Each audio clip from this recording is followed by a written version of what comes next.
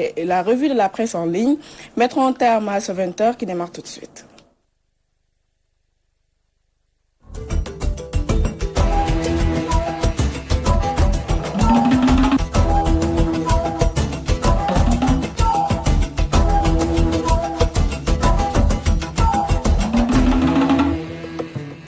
Merci de nous recevoir chez vous. En bref, mort d'un Jakartaman à Fatigue. Lamine Koïta a été tué par les forces de l'ordre si l'on se fie à ses proches. Ces derniers soutiennent que la victime a été arrêtée et tabassée par les limiers jusqu'à ce que la mort s'en suive et réclament l'ouverture d'une enquête. Nous y reviendrons plus amplement avec notre correspondant sur place. Je vous l'annonçais en début d'édition à Guet-Ndar et sous toute la langue de barbarie, l'intention née des événements relatifs à la délivrance des licences de pêche étant loin de s'estomper. Les pêcheurs pensent leurs blessures et comptent les dégâts, mais ils dénoncent surtout les mépris des autorités face à leurs revendications.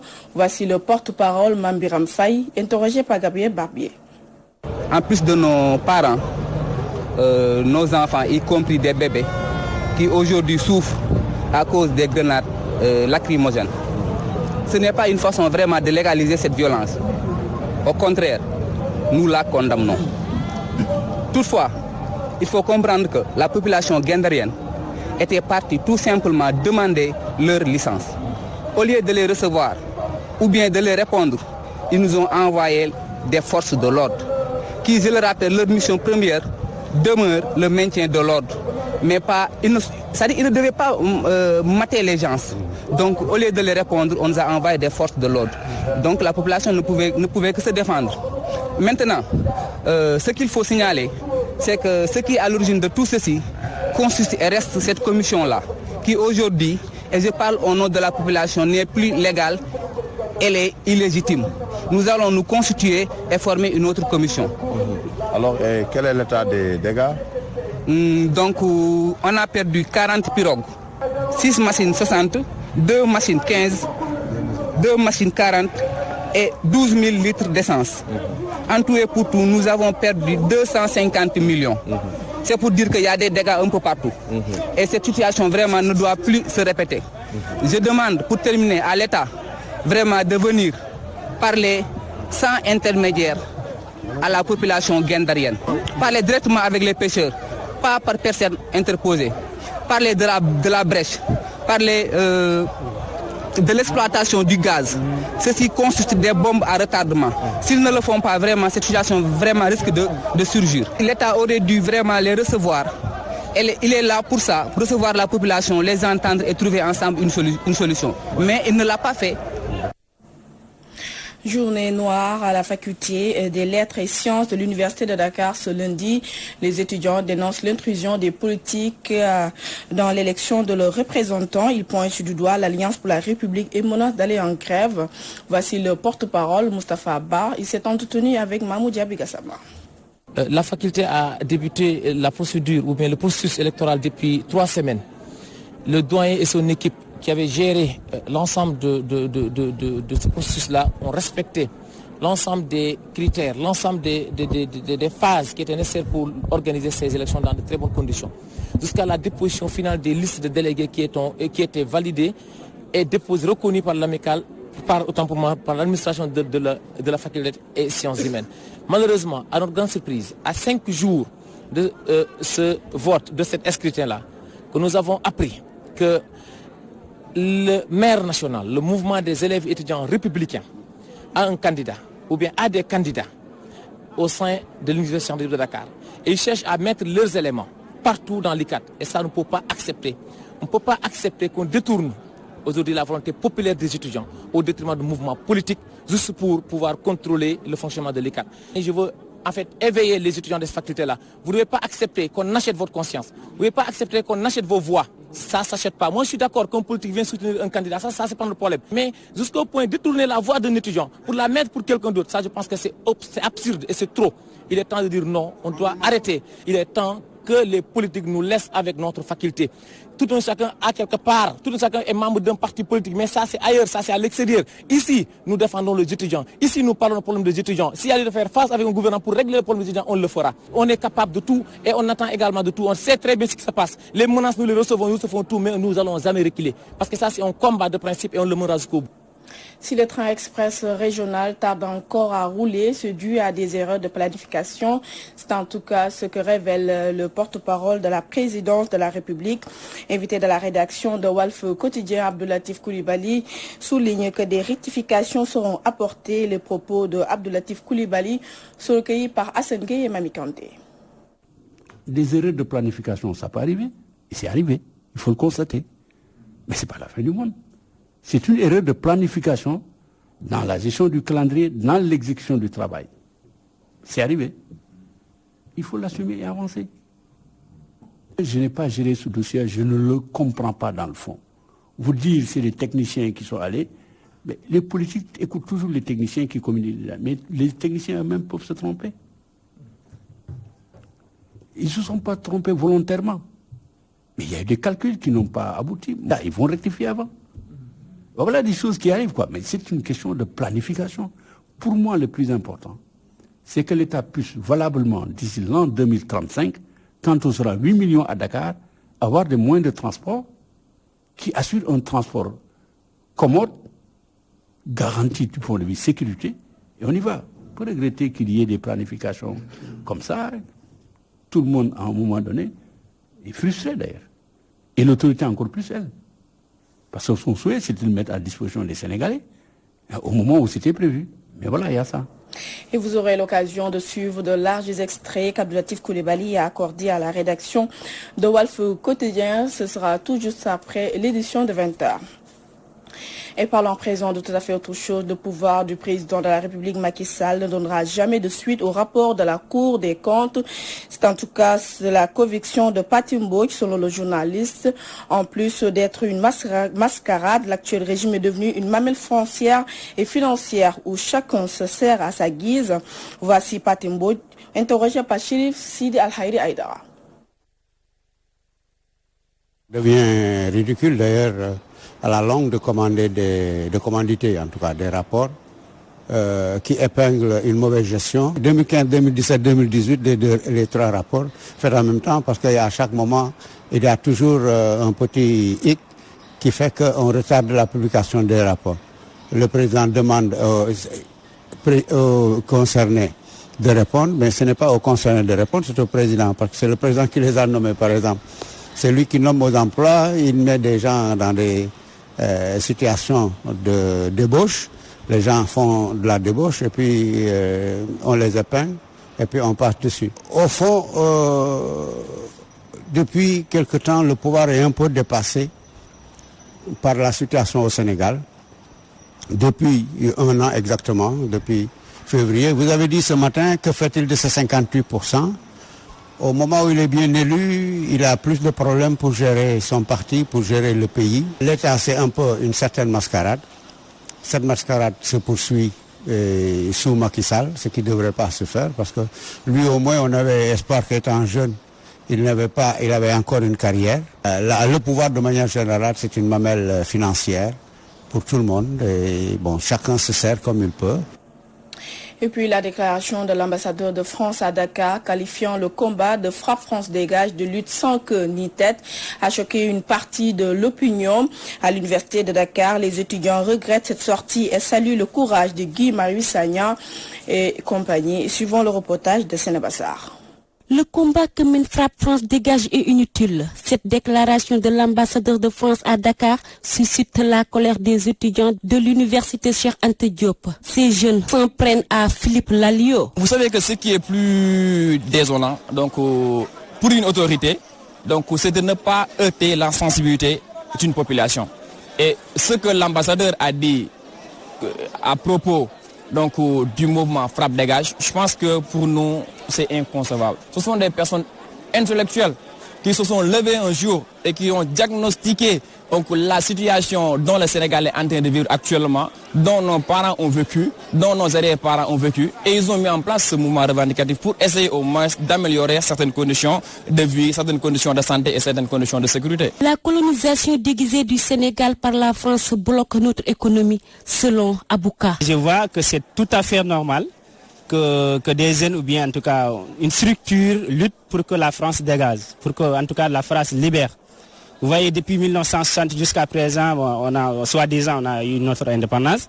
Mais quand même jusqu'à présent, voilà, donc ça reste beaucoup de choses, surtout sur les côtés donc économiques. Moi, je soutiens à ce que la France, en tout cas, libère. Malgré les propos du représentant de la France au Sénégal, les étudiants soutiennent à fond le mouvement Frappe France Dégage. Actuellement, les mouvements anti-français, je crois que sont dans leur droit vraiment de réclamer maintenant et de dire à la colonie, actuellement ça suffit. Actuellement, je peux dire que je ne suis pas de l'avis de l'ambassadeur parce que actuellement, tout ce que les gens disent, parce qu'on a dit que chaque peuple a le droit de choisir sa propre liberté. Si actuellement on est là, si les mouvements sont là pour vraiment chercher la France, je crois que ces mouvements ont leur raison d'être. L'ambassadeur de la France estime que le combat des activistes n'a pas de sens. Les étudiants pensent le contraire. Ces pensionnaires de l'UCAD, Université Cheikh Anta Diop, saluent la bravoure des membres de Frappe France Dégage et comptent les soutenir. Dans le département de Kébémer, la commune de Thiep a aussi procédé au lancement de ces opérations de nettoiement.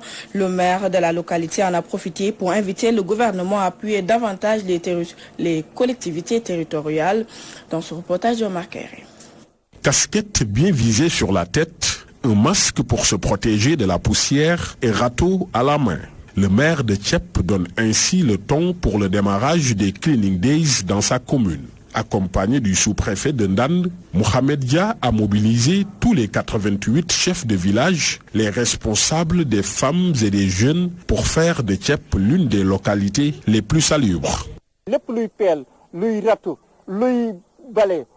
La commune a décidé d'équiper tous les villages en matériel d'équipement comme les râteaux, balais et les masques. Vu que nos moyens sont très limités, nous allons toutefois mettre à la disposition de toutes ces localités des charrettes pour le ramassage des ordures. Nettoyer est une chose, mais une gestion pérenne des ordures dans les collectivités territoriales en est une autre. C'est pourquoi le maire attend du gouvernement un accompagnement significatif. Mon entretien avec le ministre de l'Environnement et de l'Urbanisme est rassurant et j'ose penser que d'ici peu, des mesures seront prises pour venir en appoint les collectivités territoriales. Parce que le souhait du président de la République est que ce programme puisse avoir une réussite totale. Cependant, les communes doivent se débrouiller avec les moyens du bord avant que l'État ne réagisse pour nous octroyer des bennes et des camions. Il y a également une loi contre les sachets plastiques qui a été votée. Je pense que son application demande de la rigueur si nous voulons protéger notre environnement. Pour le sous-préfet de Ndande, il faudra penser au recyclage des déchets avant qu'ils ne nous reviennent. L'objectif, c'est de regrouper ces ordures et de pouvoir les recycler, de transformer. Et quelque part, on a vu que ça sert beaucoup à plusieurs choses. L'État est en train de réfléchir sur cette cause et essayer de voir comment valoriser quand même ces déchets. Ça suppose des moyens, mais ce n'est pas impossible. La commune de Thiep s'étend sur 523 km². Elle compte 100 000 habitants et dépend administrativement de l'arrondissement de Ndande dans le département de Kébémer. Oumar Kairé Louga, Walfadjri. Trouver un toit où vivre avec sa famille est devenu quasi impossible pour la majorité des Sénégalais. Du coup, les coûts des loyers ne cessent de grimper, et surtout dans les centres urbains comme Dakar. Et le programme des 100 000 logements annoncé par le gouvernement du Sénégal n'est qu'un épée dans l'eau, suivant le dossier réalisé par Fat Bintou Diouf. Avoir un toit au Sénégal relève d'un véritable parcours du combattant. Parfois, il faut toute une vie pour construire ou vivre avec sa famille. Du coup, de nombreux Sénégalais vivent en location et les coûts ne cessent de grimper. C'est intenable. C'est intenable aujourd'hui à Dakar. Si les autorités ne font rien, la situation va exploser.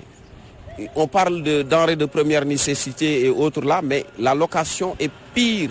Mais à chaque fois, ce qu'on constate, donc, le coût est tellement cher, de telle sorte que certains étudiants ou bien certaines personnes sont obligés de louer une chambre à 60 000, 50 000, 75 000, juste une chambre, je dis très bien. Et ce n'est même pas une chambre, c'est un studio.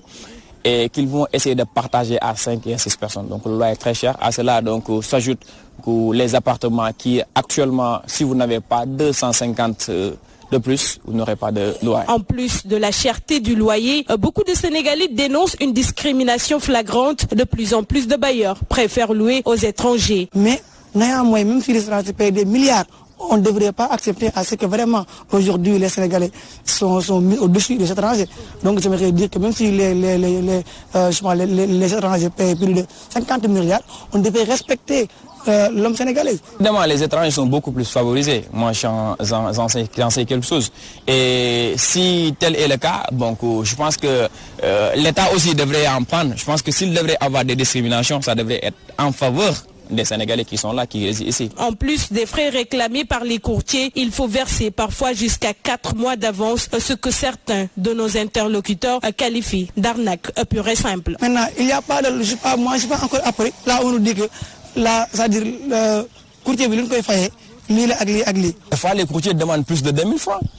Là, ils demandent plus de 2000 francs. Hein. Là, même, il y a certains courtiers qui demandent jusqu'à 10 000, 15 000, 20 000, voilà. Donc, c'est tout à fait anormal. Hein. Pourtant, il y a 6 ans, l'État avait adopté la loi portant réduction des prix du loyer. Mais cette initiative est vite passée de source d'espoir à objet de contentieux entre bailleurs et locataires. La nature a horreur du vide. Au début, quand on venait de mettre en place cette loi-là, les gens avaient peur de sanctions. Tout le monde avait appliqué. Mais au bout d'un certain temps, ils se sont rendus compte que rien ne suivait, il n'y avait pas de suivi. Et automatiquement, ils sont retournés à la case de départ parce que c'est des profits qu'ils gagnent. On ne peut pas accepter dans un pays comme le Sénégal, des gens exerçant une activité commerciale, qui gagnent beaucoup d'argent, qui ne payent pas de taxes souvent et qui grugent les moyens des gorgorlous sénégalais. Et l'État est là et ne dit absolument rien. Face à cette situation, le gouvernement lance son projet de construction de 100 000 logements en 5 ans. Plainte, complainte. Il faut dire que dans le long terme, il n'y a que l'attribution de ces logements sociaux-là qui peut définitivement régler le problème. Mais est-ce que les ayants droit vraiment ont accès à ces logements? On a ouvert des sites où les gens peuvent postuler. Et évidemment, il y a eu énormément de gens qui ont postulé. Mais après, qu'est-ce que ça devient? Ça aussi, on aimerait bien le savoir. Donc encore une fois, je pense que, et d'ailleurs même les prix qui sont proposés ne sont pas à la portée de toutes les bourses. Les Sénégalais, surtout ceux des grandes villes comme Dakar, ont toujours du mal à s'en sortir. La location prend une bonne partie de leur revenu, une situation qui risque de durer encore, l'État ayant fini de montrer ses limites dans ce domaine. Et puis nous en venons à l'actualité internationale. Elle porte la signature d'Issa Tine.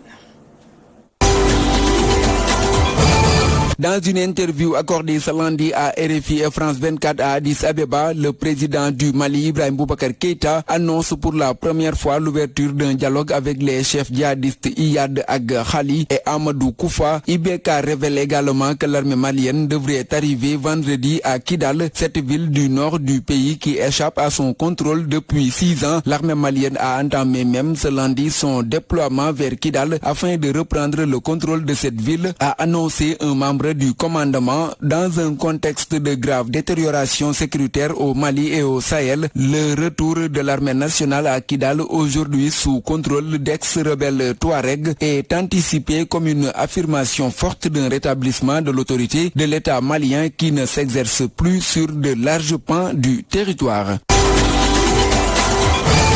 Le bilan de l'épidémie du coronavirus s'est encore alourdi ce lundi en Chine, dépassant les 900 morts, tandis que le président Xi Jinping, le visage recouvert d'un masque de protection, a appelé à des mesures plus fortes et décisives contre la maladie. L'épidémie a déjà contaminé plus de 40 000 personnes selon un dernier bilan. Le numéro 1 chinois s'est rendu dans un quartier résidentiel de Pékin pour assister aux efforts de lutte contre la contagion et visiter un hôpital. Le gouvernement a déjà pris des mesures radicales en interdisant à quelques 56 millions d'habitants du Hubei de quitter la province, mais le pouvoir a également été critiqué pour avoir tardé à réagir à l'épidémie et avoir même réprimandé des lanceurs d'alerte pour propagation de rumeurs. 5 soldats turcs ont été tués ce lundi en Syrie par des tirs d'artillerie du régime. Nouvelle poussée de fièvre dans le nord-ouest du pays en guerre où une offensive du pouvoir de Damas et son allié russe a fait près de 700 000 déplacés. Ces affrontements entre les forces d'Ankara et de Damas interviennent dans un contexte de tension inédite entre les deux voisins, une semaine jour pour jour après des combats dans le nord-ouest syrien ayant fait une vingtaine de morts dans les deux camps. Une délégation russe se trouve d'ailleurs à Ankara pour des pourparlers sur la situation de la province d'Idlib où le régime de Bachar al-Assad a enchaîné les conquêtes face aux djihadistes et rebelles ces 2 derniers mois, ignorant les avertissements de la Turquie. Et puis c'est la revue de la presse en ligne signée Safiatou Cissé.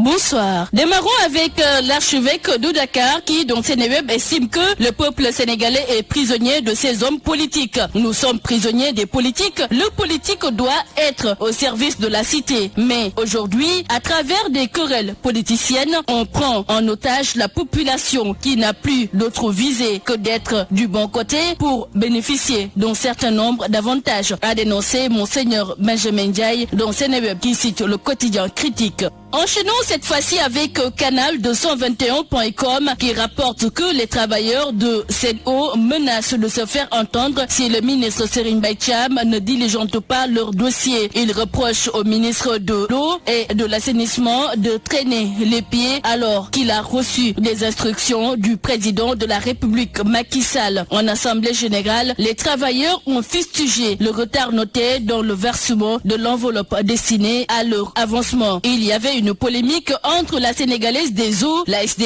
et SEN'EAU, sur laquelle l'une d'entre elles devrait verser l'enveloppe. Mais le problème a été résolu lors de l'audience que les travailleurs ont eue avec le chef de l'État. Désormais, c'est SEN'EAU qui va verser plus de 500 millions de francs CFA au personnel. Mais le hic, d'après les travailleurs, c'est que SEN'EAU ne peut pas s'exécuter parce qu'elle attend une directive du ministre de l'eau et de l'assainissement qui tarde à réagir. En Guinée, peut-on encore espérer des sapeurs-pompiers face à un incendie dévastateur ou doit-on simplement se passer de ces soldats du feu dont l'apport est quasiment nul dans nos cités? En tout cas, c'est la question que se posent les journalistes de guinénews.org, selon qui d'ailleurs les citoyens n'ont rien à attendre d'eux face à un sinistre. Mal formé et pourvu d'équipement, les pompiers guinéens sont impuissants à chaque fois qu'ils tentent d'intervenir sur les lieux d'un sinistre. En clair, c'est l'inertie du gouvernement à travers le ministre de la Sécurité et de la Protection civile qui est mise en cause face à cette agonie des services des sapeurs-pompiers. Addis Abeba, la réforme de l'Union africaine n'est pas la seule à nourrir les discussions. L'Organisation des Nations Unies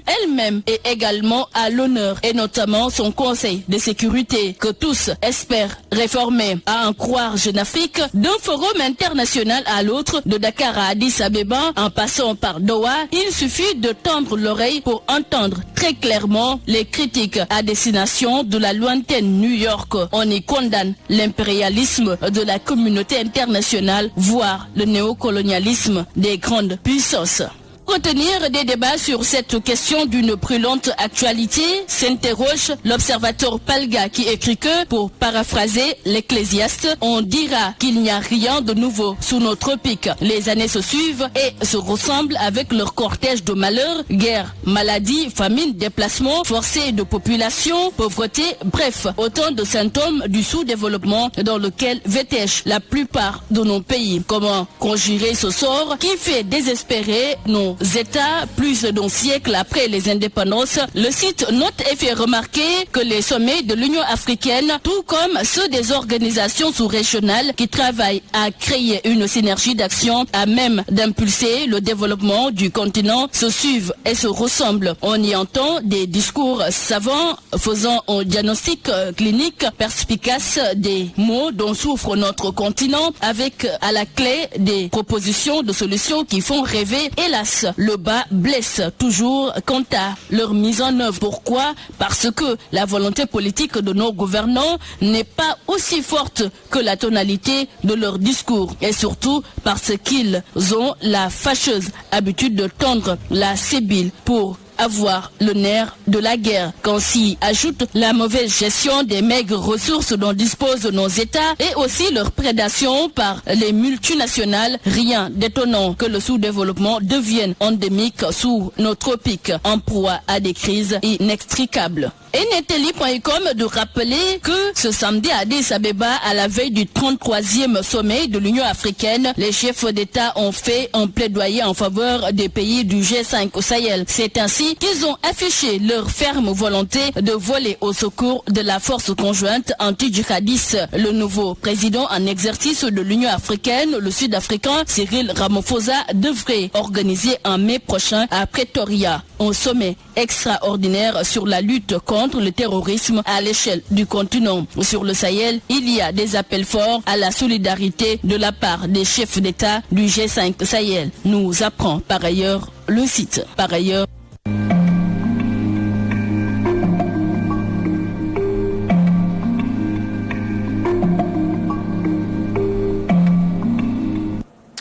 et c'est la fin de ce 20h présenté avec un immense plaisir à la place de la partie de votre magazine.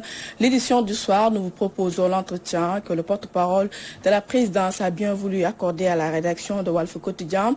Abdelatif Coulibaly aborde entre autres sujets les rapports de la Cour des comptes, le cas Karim Wade et le train express régional. Bonne suite des programmes sur Walf TV. Au revoir.